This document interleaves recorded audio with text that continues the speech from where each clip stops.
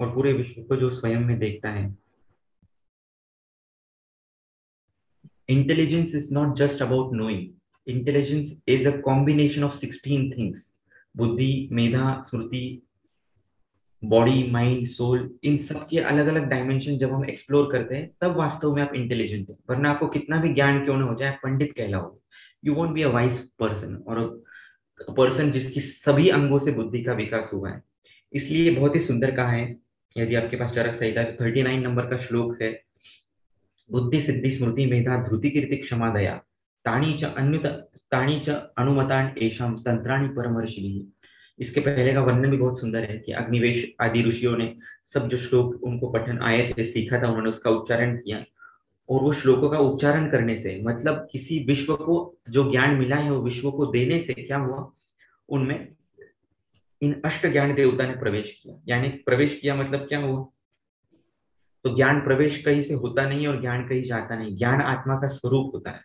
तो अपने आप उनका रज और तम का आवरण मिट गया और अंदर से ये चीजें प्रकट हो गई। कौन सी, तो बुद्धि सिद्धि स्मृति मेधा धृति कीर्ति क्षमा दया।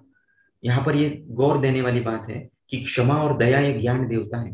हेलो, क्षमा और दया ये ज्ञान देवता है। इसका मतलब यदि आप में क्षमा और दया नहीं है तो आप परिपूर्ण वैद्य हो ही नहीं सकते। आप में मुन्ना भाई वाला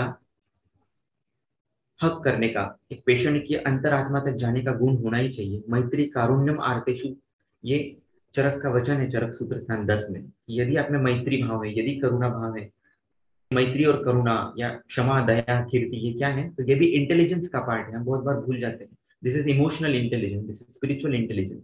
और बिना इस इंटेलिजेंस के नॉर्मल आप कितने भी पंडित क्यों ना हो, उसको कुछ काम का नहीं है। ठीक है, तो आज हम देखने जाएंगे चरक सूत्र स्थान एक का सबसे बेहतरीन कमेंट्री, उसकी एक सबसे बेहतरीन कमेंट्री। क्या लगता है आपको कौन सी बेहतरीन कमेंट्री होगी चरक सूत्र स्थान एक की, जिसके ऊपर हमने चिंतन करना है आज।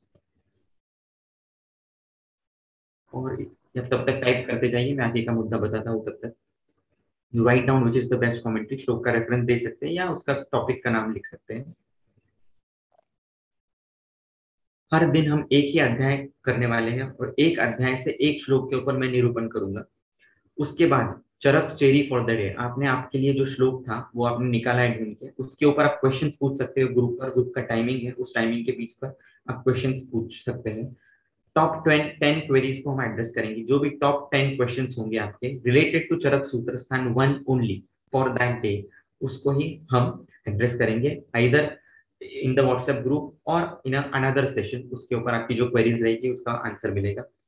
एक दिन के लिए एक ही अध्याय, क्योंकि एक श्लोक का एक शब्द समझने भी एक दिन दो दिन लग सकते हैं, तो इट इज प्रैक्टिकली इम्पॉसिबल। इसलिए हमने उसका बेस्ट पार्ट लिया है जो मैं आपको बताऊंगा। और चरक चेरी ऑफ द डे, यानी कि आपकी जो क्वेरी होगी या जो आप समझना चाहते हो सबसे बेहतरीन श्लोक उस अध्याय का आपके मुताबिक, उसके ऊपर निरूपण किया जाएगा। तब तक प्लीज टाइप कीजिए चैट बॉक्स में कौन सी सबसे बेस्ट कमेंट्री है। कम ऑन, बाकी लोगों ने तो पढ़ा है चरक संहिता, टीका भी पढ़ी है। जिसने नहीं पढ़ी उसके लिए ठीक है, लेकिन जिन्होंने पढ़ी है वो प्लीज टाइप करके बताइए या अनम्यूट करके भी बता सकते हैं which is the best commentary.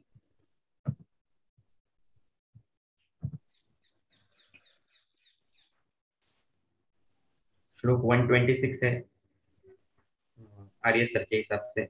Mark करके रखिएगा आप भी, ये श्लोक बाद में पढ़ेंगे। सीखने का कितना अद्भुत तरीका है, देखिए दूसरे के लिए जो श्लोक इंपॉर्टेंट है वो शायद हमारे लिए भी हो सकता है, वो हम श्लोक को पढ़ सकते हैं। दीपिका मैंग को 24 नंबर का मिला है Charak cherry for the day. Arya sir का है 126, योगादपि विषम तीक्ष्णम उत्तमम भेषजम भवेत, भेषजम चापि दुर्युक्तम। यदि आपको ज्ञान नहीं है औषध का और आप दे रहे हो तो विष सदृश है, बहुत सुंदर है।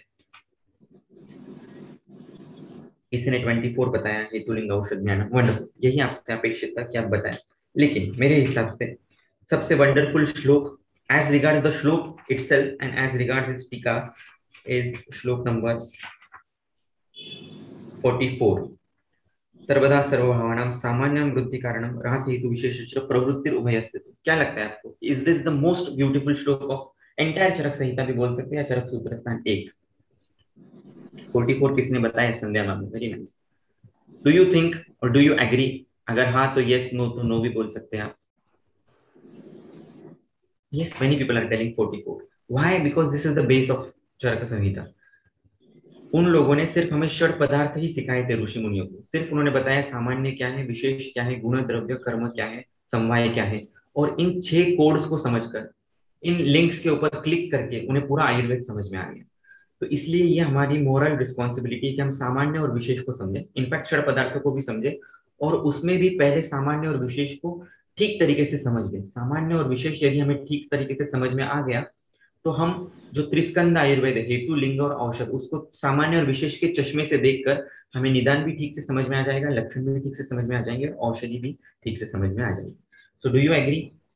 आगे बढ़े हम इसमें. सेकंड क्वेश्चन एक पूछ लेता हूँ थोड़ा सा रिलेटेड, और फिर हम आगे बढ़ेंगे.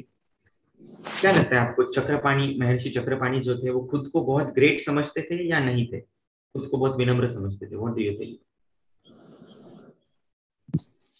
है ना, आचार्य की टेंडेंसीज भी हमें पता होनी चाहिए, क्योंकि वो उनके गुण क्या क्या है यदि हमें पता होंगे तो अच्छे से और समझ में आएगा टीका का अर्थ हमें, क्योंकि एक पर्सन को हम समझ में आता है.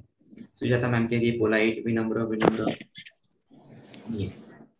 और उनकी विनम्रता पहले ही श्लोक में दिखती है. कितना सुंदर लिखा है, कभी आपने पढ़ा होगा तो आई डोंट नो. प्रथम अध्याय का पहला श्लोक ही है, बहुत खूबसूरत है, ये भी हमें पढ़ना चाहिए. क्वापि क्वापि कणो गुणस्य तद असौ करणे क्षणम दीयता, ऐसे चक्रपाणी जी कहते हैं. इसका क्या अर्थ हुआ कि यदि मेरी कमेंट्री में आपको कोई एक कण भी मिल जाए गुण का, तो आप उसे क्षण मात्र के लिए कर्णों में धारण कीजिएगा. और वंडरफुल थिंग. इतने बड़े विद्वान, इतने बड़े पंडित ये कहते हैं सूत्र स्थान के पहले अध्याय में कि मेरा ज्ञान मेघ की तरह है. जैसे मेघ एक पूरे समंदर को तृप्त नहीं कर सकता, वैसे मेरा ज्ञान है. मेरे इस ज्ञान का आप कण कण भी ले लो उसमें से, तो भी उस गुण का एक कण कण भी लो और उसे कर्ण में आप धारण करो, तो ये मेरे लिए बहुत बड़ी बात होगी. So that is what the beauty is there. और दूसरा एक क्वेश्चन पूछता हूँ, फिर हम आगे बढ़ेंगे, कि व्हाई टू रीड कमेंट्रीज, क्यों टीकाएं पढ़नी चाहिए?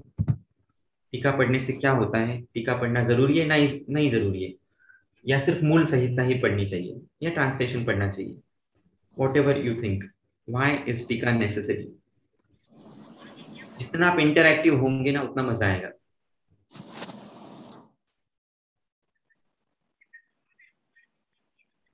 और ये हमारा रूल रहेगा कि रोज जितना समय है, मीटिंग एंड हो जाती है तो टॉपिक एंड हो जाएगा. फिर यदि कोई क्वेश्चन होंगे तो हम बाद में पूछ सकते हैं. So you have to be very very fast also, ताकि टॉपिक भी ना रह जाए. One answer is to read between the lines perfect, there views over that shloka. One view is that. दूसरा, वो क्या करते हैं, बहुत बार स्वयं प्रश्न उपस्थित करते हैं, हमारे मन में वो प्रश्न आया भी नहीं रहता है, उस प्रश्न को उपस्थित करते हैं और उसकी जिज्ञासा, उसका आंसर देते हैं. और कभी कभी हमारे मन के प्रश्न का ही वो उत्तर देते हैं. आपस में फाइट करते हैं, fight in the sense debate होता है, उस डिबेट से भी हमारी बुद्धि विकसित होती है. जैसे एक इंटरलॉक होने लगता है बुद्धि का, अपने आप में अलग अलग विषय समझ में आने लग जाते हैं. You start understanding different shastras also because of in present करते एक टॉपिक को वो समझने मात्र से दूसरे शास्त्र भी हमें इजीली समझ में आने लग जाते हैं. तो सामान्य विशेष सिद्धांत, ओम सर ने बताया जस्टिफिकेशन ऑफ टॉपिक, ये भी सीखने जैसी चीज है, कि भले ही कोई चीज गलत हो लेकिन छाती ठोक कर वो बोलेंगे कि नहीं ये ऐसा ही है. They always defend the संहिताकार.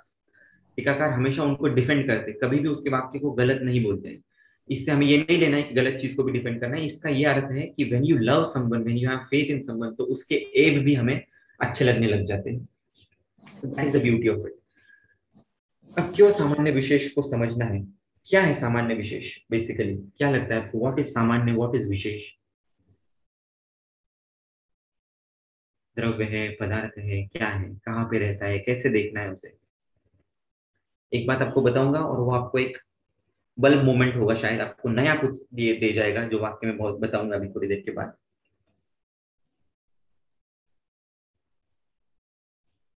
Okay, no one. तो आइए चलते हैं उसके ऊपर. सामान्य और विशेष ये कब आया है, इसका अधिकरण देखेंगे. कहाँ पर आया है? दीर्घन जीव के अध्याय में आया है, सूत्र स्थान में आया है, और श्लोक नंबर 43 के बाद आया है. श्लोक नंबर 43 है, उस आयु का वेद पुण्यतम है, ऐसा वेद विदों का मत है. यह आयुर्वेद शास्त्र मनुष्य के इहलोक परलोक दोनों के लिए हितकारी है, अतः इसका व्याख्यान किया जाएगा. तो आयुर्वेद की सच्ची शुरुआत जो है कॉन्सेप्चुअल, वो इस 44 नंबर के श्लोक से शुरू होती है. तो बल्ब मोमेंट ये है कि सामान्य और विशेष इसका परमार्थतः कोई अस्तित्व नहीं है। हेलो, ध्यान से सुनिए। सामान्य और पदार्थ का परमार्थतः मतलब द्रव्य रूप में आप उसे देख नहीं सकते, सामान्य और विशेष का। सामान्य और विशेष ये बुद्धिवर्ती भाव है, ये हमारे बुद्धि में रहने वाला भाव है। दे सामान्य और vishesh don't have a separate existence as such physically, they exist in our brain metaphysically. समझ में आया या नहीं?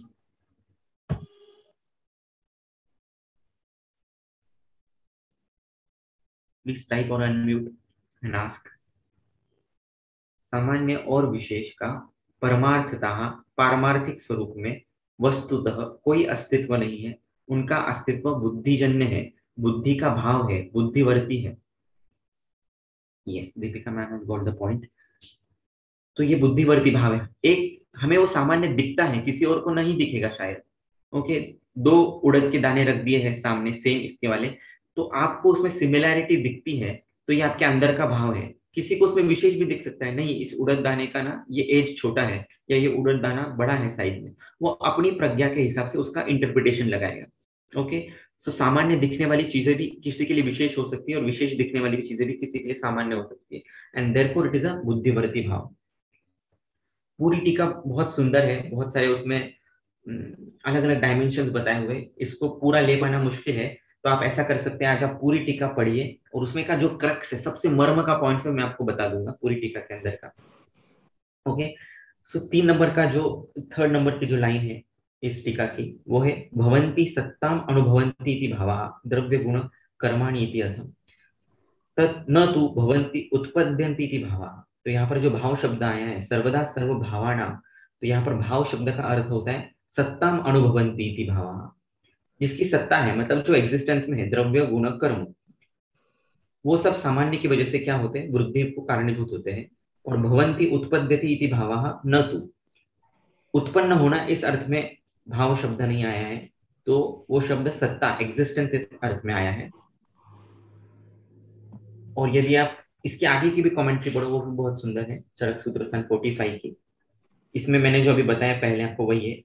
सामान्यम एकत्व कर्म, तो एकत्व कर्म इति एकत्व बुद्धि कर्म, बुद्धि के स्तर पर वो है। या विशेष को भी लक्षण देखेंगे तो 7th लाइन, विशेष लक्षणम पृथकत्व कृति व्यावर्त बुद्धि कृत, वो आपकी व्यावर्त बुद्धि जो क्रिएट करता है अंदर, वो विशेष।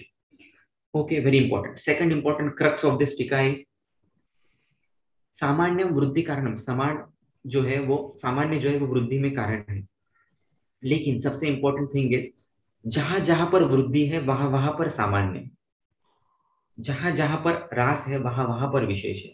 ऐसे इसको समझना है। अगेन ध्यान से समझिए, आराम से समझिए। जहां जहां पर वृद्धि है वहां वहां पर सामान्य है, जहां जहां पर ह्रास है वहां वहां पर विशेष है ना? जैसे घृत से अग्नि का वर्धन होता है, तो सामान्य से आप ऐसे बोलेंगे क्या सामान्य से समान की वृद्धि होती है? देखा जाए तो घृत का और अग्नि का कोई रिलेशन नहीं है, बट वृद्धि दिख रही है, इसका मतलब कुछ ना कुछ सामान्य है उसमें। घृत और अग्नि में कुछ ना कुछ सामान्य है। जहां जहां पर वृद्धि है वहां वहां पर सामान्य है। अग्नि का वर्धन हो रहा है घृत देने के बाद, इसका मतलब घृत और अग्नि में कुछ सामान्य है, भले हमें दिखे ना दिखे।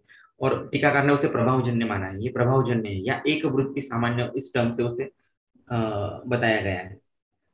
तो ये एक इंपॉर्टेंट समझने वाली बात है। समझ में आ रहा है अब तक? आप मुझे कट करके पूछ भी सकते हैं।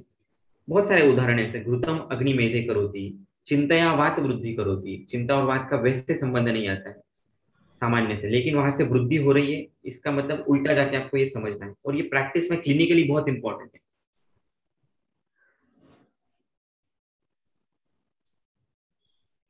पृथकत्व जो है ना, वो उसका लक्षण है विशेष का। जहां जहां पर ह्रास है वहां वहां पर विशेष काम कर रहा है। मान लीजिए आपके पास ऑस्टियोआर्थराइटिस का पेशेंट आया है, तो उसको उसमें आपको अस्थि क्षय का लक्षण दिख रहा है, इसका सीधा सा मतलब हो गया कि वहां पर कुछ ना कुछ विशेष काम कर रहा है उसके शरीर के अंदर। वो विशेष कुछ भी हो सकता है, वार्धक्य के कारण अस्थि क्षय हो रहा है, अति व्यायाम के कारण वात वृद्धि हो रही है इसलिए धातुओं का क्षय हो रहा है, वॉट एवर इट थिंग। तो हमें ये रिवर्स वे में समझना है।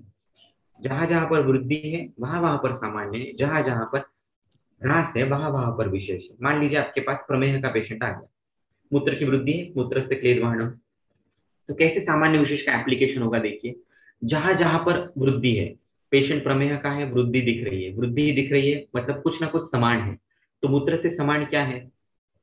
मूत्र से समान क्लेद है, या मूत्र से समान, मूत्र का कर्म क्या है? तो मूत्र से क्लेद वहनम, तो कर्म सामान्य है यहाँ पर कहीं ना कुछ चीज ऐसी ली जा रही है जो क्लेद बढ़ाने वाली है।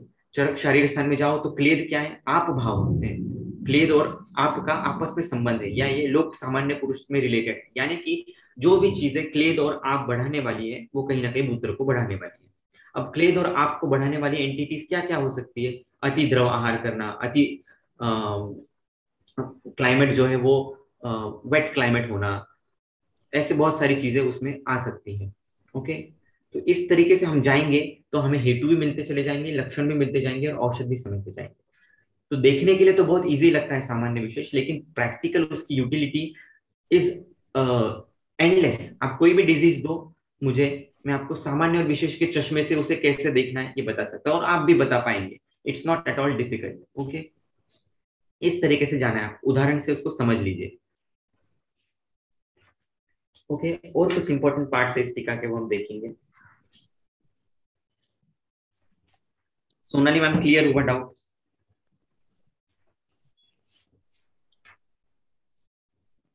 No sir. अब तक नहीं हुआ, कोई बात नहीं।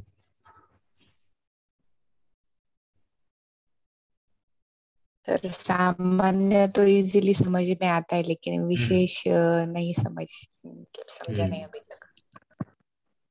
या प्रूफ। आपने प्रमेय का एग्जाम्पल दिया, उसी में ही विशेष कैसे सोचेंगे वो बताइए सर। राइट, विशेष मतलब क्या है? पृथकत्व कृत मतलब क्या? पृथकत्व करने वाला, अलगाव का भाव निर्माण करने वाला, किसी भी चीज में दिस इज डिफरेंट, ये डिफरेंस जो है वो विशेष के कारण होता है, ये उसका लक्षण है। और जिससे रास होता है वो विशेष है, ये उसका स्वरूप है। तो दोनों चीजें अलग अलग है। मुझे एक चीज दूसरे से अलग दिख रही है, मुझे प्रमेह रक्त पित्त से अलग दिख रहा है, ये उसका विशेष है। आपने माइंड में आपकी बुद्धि के स्तर पर उसका अनुमान लगाया है कुछ ना कुछ, कि इस कारण की वजह से ये पृथकत्व है।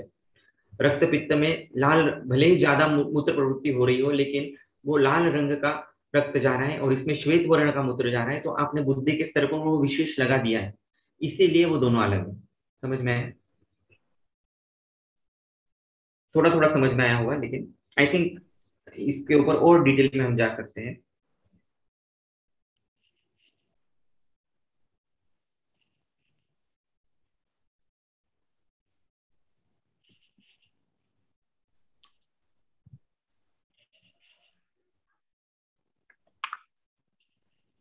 ये हमेशा हमें ध्यान रखना है कि सामान्य ही वृद्धि का कारण है ऐसा नहीं है, जहां जहां पर वृद्धि है वो सामान्य है। सामान्य से ही वृद्धि होगी ये कहना गलत है। जहां जहां पर वृद्धि दिखती है वहां वहां पर कुछ ना कुछ सामान्य है, ऐसा हमें अनुमान हर बार करना है। वो घृत का सबसे बेस्ट एग्जाम्पल है। अग्निवर्धन हो रहा है घृत लेने के बाद, मतलब कुछ ना कुछ सामान्य है। ऐसे हर स्टेज में आप सोचिए, हर एक पेशेंट में सोचिए, कैंसर का पेशेंट है सपोज, क्या हो रहा है? सेल्स रेप्लिकेट हो रहे हैं, सेल की ग्रोथ हो रही है, इसका मतलब क्या है? कुछ ना कुछ सामान्य है। अब क्या सामान्य है? कौन ग्रोथ कर रहा है सेल की? शायद वायु तत्व है, क्योंकि हमारे इसमें कहा गया संयोगे च विभागे च वायु कारणम, तो वायु का सामान्यत्व हो सकता है। किसी चीज की वृद्धि होना ये कफ के कारण हो सकता है। तो आपको फिर वायु और कफ, इसके कुछ हेतु है क्या पेशेंट में, वो ढूंढने हैं। वायु का साक्षात संबंध दैव से भी है। यदि आपका दैव बलवान होगा तो दैव की वजह से वायु प्रभावित होता है, वायु नाम की शक्ति, और उससे कैंसर हो सकता है, फिर वहां पर दैव पाश्रय चिकित्सा मेन रहेगी। कफ के कारण है तो उस पेशेंट का सब आपको देखना पड़ेगा कि कफ किस किस से बढ़ता है, अगेन सामान्य विशेष से वो देखना है फिर से, कफ किस किस से बढ़ता है। तो बच्चे का अगर वय होगा बाल काल, तो इसमें कफ का प्रेडोमिनेंस है, इसकी वजह से बढ़ता है। अस्य सुखम, सिर्फ एक जगह पर बैठ रहा है पेशेंट। कैंसर का पेशेंट ऐसा था कि बहुत वो उसको जॉब ही ऐसा था कि वो बैठ कर ही था, कम अस्त से सुख ही लेता था। इसका मतलब वहां वो भी कफ वर्धन का हेतु हो सकता है। ऐसे छोटे छोटे हेतु भी आप आइडेंटिफाई कर सकते हो यदि सामान्य विशेष के स्तर पर आप जाओ तो। आज हम ये इस कंसेप्ट को क्लियर करेंगे, बाकी भी दिन भर इसके ऊपर चर्चा कर सकते हैं। ये एक श्लोक बहुत इंपॉर्टेंट है, और दूसरा श्लोक आपको बता देता हूँ, वो भी आज आप पढ़िएगा। इस अध्याय के ये दो श्लोक ही सबसे ब्यूटीफुल है, इनकी कॉमेंट्री। वो है किंचित दोष प्रदर्श, किंचित दोष प्रशमनम, किंचित धातु प्रदूषणम, स्वस्थभूतम मंच किंचित, ये जो श्लोक है वो आपको बस 67 नंबर का श्लोक मार्क करके रखिएगा, उसकी भी कुछ कमेंट्रीज बहुत सुंदर है। वहां पर दुरालभा और अमलकी का उदाहरण आया है। ये शिव स्वरूप द्रव्य है, त्रिदोष हर करने वाले। इसलिए हमारे प्रैक्टिस में अमलकी का और धमासा का यूज कैसे करना है वो आप इसको समझ में आएगा। या मेरा धमासा के ऊपर पेप्टॉक भी है, वो एक बार सुनिएगा, जहां पर मैंने ये थोड़ा सा डिटेल में बताया है। एनीवेज, अभी सामान्य और विशेष के बारे में और थोड़ी चर्चा करेंगे ताकि और कंसेप्ट क्लियर हो जाए। हेलो। हेलो। हेलो, नमस्ते सर। नमस्ते मैम, बोलिए। Yeah. So I just wanted to know, the Samanyam and Vriddhi cannot be considered as then absolute reality. Is that true then? Like for example, when we consider two dravyas like Grita and Kshira.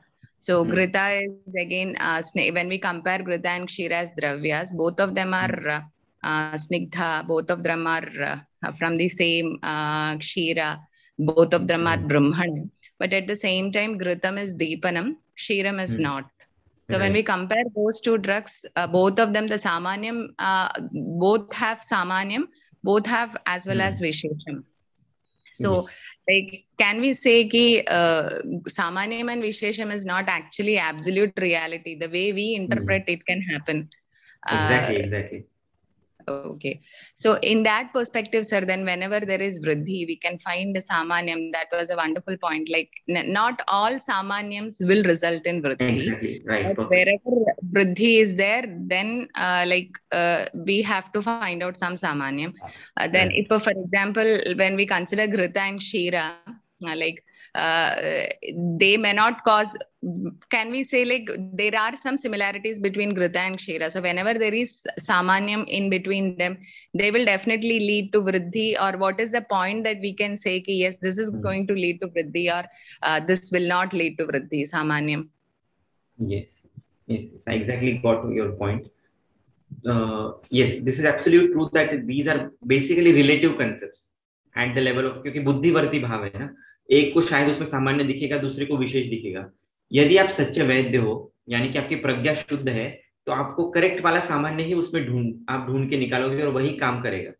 Like for example in Vagbhata सूत्र स्थान 23rd भेषज अवचरणी अध्याय, ये said किम गुणेन प्रकोपिता वायु रुक्षेण शिशिरेण लघुनेन वा। किस गुण से वायु प्रकोपित हुआ ये आपको ढूंढना है। ये सामान्य तो यदि आप ढूंढ पाओ कि चनक खाने वाला एक पेशेंट है जिसका अस्थि क्षय हुआ है और वो चनक खाता है, ये उसने हिस्ट्री बताई, लेकिन जिसको पता ही नहीं सामान्य विषय, तो उसको कुछ अलग से ही will not consider it as important. लेकिन आप उसको इम्पोर्टेंट करके आप उसका अन्वय लगाओगे कि अरे चनक में रुक्ष गुण है और इधर वायु रुक्ष गुण वाला बढ़ा हुआ है, इसका मतलब चनक में और इस बढ़ने वाले बात में कुछ ना कुछ सामान्य तो है। ये शायद एक वृत्ति सामान्य भी होगा, इन्होंने बताया। एक वृत्ति मीन्स फ्रैक्शनल सामान्य, सिर्फ उस गुण से रिलेटेड, नॉट एंटायर सामान्य। द्रव्य सामान्य, गुण सामान्य, कर्म सामान्य, तो गुण सामान्यत्व भी हो सकता है। इसीलिए उन्होंने वो एग्जांपल दिया है कि माउंट्स से माउंट्स की वृद्धि होती है, हर एक धातु की अपनी धातु से वृद्धि होती है, लेकिन it is not always practical possible ना। शुक्र से शुक्र की वृद्धि होती है, तो क्या आप शुक्र दोगे उसको लेने के लिए? Not possible. You have to give either दूध और क्षीर। उसमें शुक्र सामान्यत्व क्या है वो एग्जैक्टली आपको आइडेंटिफाई करना है। इस व्यक्ति का शुक्र बढ़ नहीं रहा है, इसके पीछे तो मुझे शुक्र बढ़ाने के लिए क्या सामान्य देना होगा, या इसका शुक्र का ह्रास हो रहा है, इसका मतलब कुछ ना कुछ विशेष काम कर रहा है उसके शरीर के अंदर जो इसके ह्रास को कारणीभूत है, तो वो विशेष हमें टारगेट करना है। मान लीजिए जैसे उन्होंने कहा है चरक विमान स्थान 8 में प्रकृति के डेफिनेशन में कि कटु अम्लत्वात् अल्प शुक्र व्यवहार आपत्य। एक पेशेंट को पेशेंट इनफर्टिलिटी का पेशेंट है और उसमें शुक्र की वृद्धि नहीं दिख रही है, so you have identified katu and amla ras as the viparit factor or vishesh of it. It is the parthakya krut factor. It is giving you distinction from other factors. बाकी के भी बहुत सारे फैक्टर्स हो सकते हैं जिससे शुक्र का ह्रास हो रहा है, लेकिन आपकी बुद्धि ने उसको अम्ल कटुरस आइडेंटिफाई किया है because you have studied Samhita in that depth. You have identified that it is that vishesh in that particular person, and hence you prescribe exactly opposite things to that patient. अम्ल का विपरीत रस होता है तिक्त और कटु का विपरीत होता है मधुर।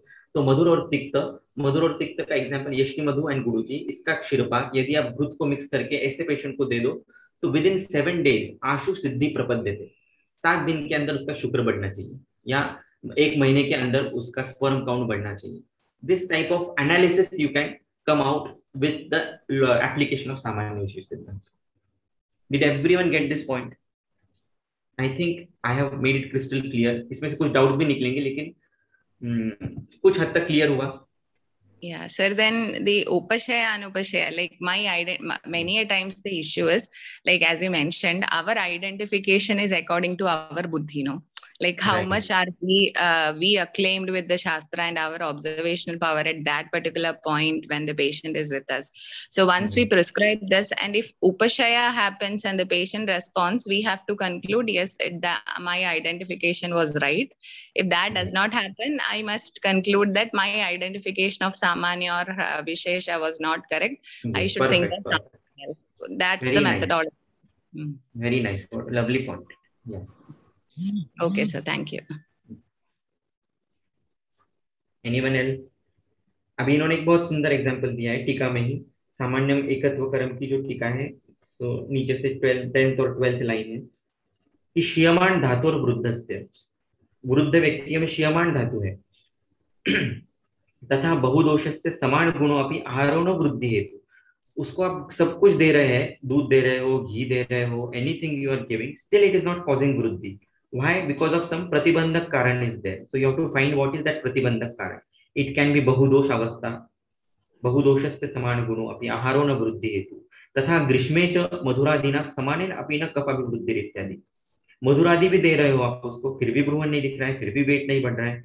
May be because you are giving that in ग्रीष्म ऋतु, विच इज पार्थक्य कृत, विच इज विपरीत, which is not allowing वृद्धि, और एनी अदर फैक्टर. इस प्रकार से हम उसको सोच सकते हैं. या परम अति बलवता क्षय हेतुना अधीयमाण क्षय पुरुषे सा वृद्धिर न उपलभ्यते. 8th और 9th line from last line, you can mark that. परम अति बलवता क्षय हेतु, यदि कोई बहुत ही बलवान क्षय का हेतु दिख रहा है आपको या नहीं दिख रहा है आपको, तो आप जिसको वृद्धि दे रहे हो या वृद्धि समझ के दे रहे हो, वो वृद्धि नहीं करेगा. बहुत बार ऐसे ही होता है प्रैक्टिस में कि आपने सब यूज कर लिया है, फिर भी रिजल्ट नहीं आ रहा है, फिर भी ये बढ़ नहीं रहा है, या फिर भी नहीं कम हो रहा है. इसका मतलब some factor is there, some विशेष is there which is not causing that particular increase. So you have to go back and find out what that vishesh padartha is at the level of your buddhi. Again, if your buddhi is true, प्रज्ञा विशुद्ध है, तो ही आपको सही दिखेगा. समम बुद्धि ही पश्यति. यदि आपकी बुद्धि सही है तो आप सही सामान्य विशेष निकाल पाओगे. And if you can find सही सामान्य विशेष, देन आशु सिद्धि प्रपद्यते. अदरवाइज फिर आप उसमें उलझते चले जाओगे, आपको टाइम लगेगा चिकित्सा में, बहुत जल्दी आपको यश नहीं मिलेगा. धीरे धीरे उपशय अनुपशय से, ट्रायल एंड एरर से आपको फिर बाद में 2-3-6 महीने के बाद समझ में, अरे इसमें ये हेतु था, इसमें मैंने ये नहीं सोचा. That way.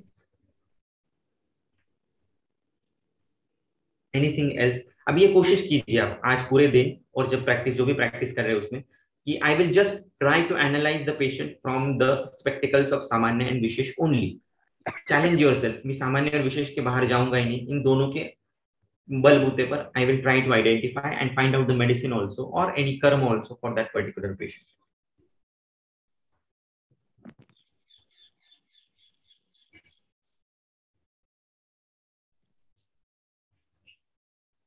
और सामान्य और विशेष में युगपद भी काम हो सकता है. चरक शारीर स्थान 6 में दिया है, वो आप क्रॉस रेफरेंस से एक बार देख लेना. योग पद्येन तु विरोधी नाम धातु नाम वृद्धिक्षयो भवति. एट सेम टाइम एक ही पदार्थ एक का वर्धन करेगा, दूसरे का शमन करेगा. जैसे क्षार का सेवन किया, किसी को क्षार दिया तो मांस का शमन करेगा, लेकिन शरीर में पित्त की वृद्धि कराएगा. तो योग पद्येन एक साथ दोनों चीजें होती है. हर बार ये होती है ऐसा जरूरी नहीं है, लेकिन बहुत बार ऐसी होती है. यदि दोष क्षीण है तो कोई एक पदार्थ उस दोष को बढ़ाएगा और दूसरा जो दोष प्रकोपित है उसको प्रशम भी करेगा. ऐसा हर बार हो जरूरी नहीं. दोष क्षीण हो तो ही एक ही पदार्थ एक को बढ़ाता है और दूसरे को घटाता है. दोष क्षीण नहीं है तो सिर्फ प्रकोपित दोष को शमन करेगा. ऐसा चरक शारीर 6 में दिया है, वो एक बार पढ़ लीजिएगा. It is again related to samanya and vishesh. Sir, is there any significance of the word tulyarthata hi samanyam? Like Yes. he says visheshadastu viparyaya. It would have been like tulyata hi samanyam. What is the relevance of tulya arthata hi samanyam? Yes, we will just read its commentary. It's very nice. आपको पता है वो तुल्यार्थता शब्द कहाँ पर है टीका में? तो हाँ, तुल्यार्थता आई थिंक 6th लाइन में नीचे. तुल्यार्थता एक सामान्य रूप अर्थ अनुयोगिता. ऐसा उसका अर्थ दिया है. Now we'll need to see what can be the meaning about it.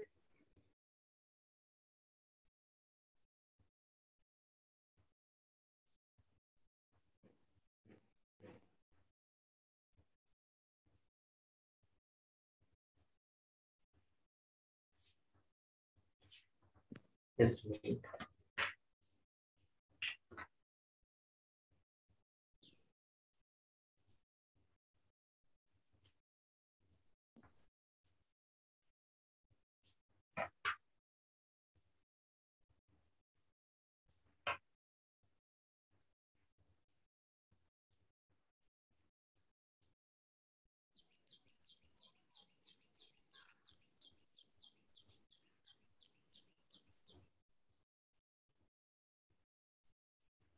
सी तुल्यार्थता का मीनिंग है एक सामान्य रूप अर्थ अनुयोगिता. बहुत बड़ा वर्ड यूज किया है, उसको हम ब्रेक करेंगे. एक समान अर्थ को करने का भाव, इस तुल्यार्थता. एक समान अर्थ को करने वाला भाव जो है वो तुल्यार्थता है. मतलब जहां भिन्न भिन्न व्यक्तियों में सामान्य एक रूप संबंध है, वह उसके अनेक अर्थ पर आश्रित होती हुई भी व्यक्ति भेद से तुल्यार्थता स्वरूपक एक बुद्धि ही उपयुक्त है. Means they are different, many things, many vastus are different and still you are finding something similar into it. उस प्रकार की बुद्धि होना तुल्य अर्थता, एक समान अर्थ को करने का भाव. लाइक फॉर एग्जांपल आपके पास सैमसंग का फोन है और किसी के पास आईफोन फोन है, तो एक व्यक्ति उसको पार्थक्य से बोलेगा नहीं, these two things are different, but you have identified something samanya. No, screen samanyatva is there. No, may be manufacturing samanyatva is there. तो आपने उसका कुछ अलग सामान्यत्व आइडेंटिफाई किया है, that is tulyarthata. Is it right ma'am?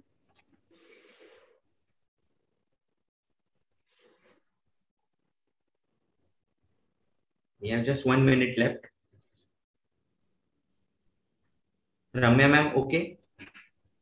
Yeah, you can frame the question and again ask in the group. Yeah, sure, sir, sure. Thing is, like, what you mentioned is definitely right, but then is it like again related with our buddhi? Yes, of course, it is relative. Yeah, that the point that you invoked in the beginning itself, like again, when we see two smartphones as Samanyam, one is Samsung and one is Vivo, that is Vishesham again in that. And then how Samanyam, we find Samanyam in two things. That depends upon the artha that we actually give to that particular thing. Exactly. So yeah, so maybe right. to point out, rather to emphasize that particular area, Acharya might have added artha to tulya, because ultimately the samanyam depends upon the artham that we give to the tulyata that we find between two things. Yes, exactly. Ultimately, everything is maya. Yeah. If we see from Vedanta philosophy, everything is false, but for our convenience, we are calling it as truth. Yeah. So maybe that artham again depends upon our understanding. So there must be my only issue is again that artham again depends upon one's understanding, right? Yes. So somebody in Maharashtra or somebody in Kerala